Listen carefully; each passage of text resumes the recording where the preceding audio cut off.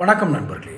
பொதுவாக ஒரு இசை கச்சேரி நடக்கும் பொழுது மிருதங்க வித்வான், பல்வேறு இசைக்கருவிகளை வாசிப்பவர்கள் சுற்றி அமர்ந்திருப்பார்கள். மெயின் பாடகர், அந்த சங்கீதம் நன்றாக படித்த பாடகர்கள் பாடிக்கொண்டிருப்பார்கள். இந்த பக்கவாத்தியங்கள்லாம் மிக சரியாக இசைக்கும் நேரத்தில் இவருடைய இனிய குரலும் இணைந்து இசைந்து அந்த கச்சேரியை களை கட்ட வைக்க வேண்டும். இதுதான் இசை கச்சேரிக்கான இது எல்லாத்துக்கும் தெரியும். இப்போது பாஜகவில் அண்ணாமலை இவர் மெயின் பாடகராக மிருதங்க வித்துவானா. ஏன் மிருதங்க வித்துவான்னு சொல்கிறேன் அப்படின்னா, பக்கவாத்தியம், மிருதங்கம் ஒரு பக்கவாத்தியம். அந்த மிருதங்கம் எப்பொழுதும் தட்டி கொண்டே இருக்க வேண்டும். மற்ற இசைகளை, மற்ற இசைக்கருவிகளுடைய பக்கவாத்தியங்களின் ஒலியை விட இந்த மிருதங்கத்தின் சத்தம் அதிகமாக கேட்கும். அந்த மிருதங்கம் வாசிப்பவர் எப்பொழுதும் தலையை ஆட்டி ஆட்டி அந்த மிருதங்கத்தை வாசிக்கிட்டே இருப்பார். காரணம், இந்த மிருதங்க சத்தம் தான் அந்த பாடகரின் குரலுக்கு ஒரு சங்கதி சேர்க்கும். ஆனால் இந்த மிருதங்க வித்துவான் எப்படி நினச்சிருவார்னா, நம்மளால தான் அந்த பாடகரே வாழ்கிறாருன்னு நினச்சிருவார். அப்படி தான் அண்ணாமலைன்னு நினச்சிட்ருக்கிறார். நம்மளால தான் தமிழக பாஜகவை தப்பிச்சிட்ருக்குன்னு.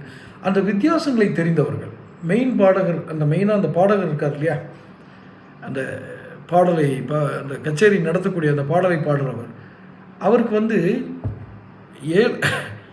7 ஸ்வரங்கள் தெரிந்தது மட்டுமல்ல, எந்த ஸ்வரம் எந்த இடத்தில் ஏற வேண்டும், எந்த இடத்தில் இறங்க வேண்டும், எந்த சங்கதியை இடையில் சேர்க்க வேண்டும், எந்த பல்லவியை எங்கு சேர்க்க வேண்டும், இது போன்ற ஒரு கூட்டு முயற்சியை செய்யும் வல்லமை படைத்தவர் தான் மெயின் பாடகராக இருக்க முடியும்.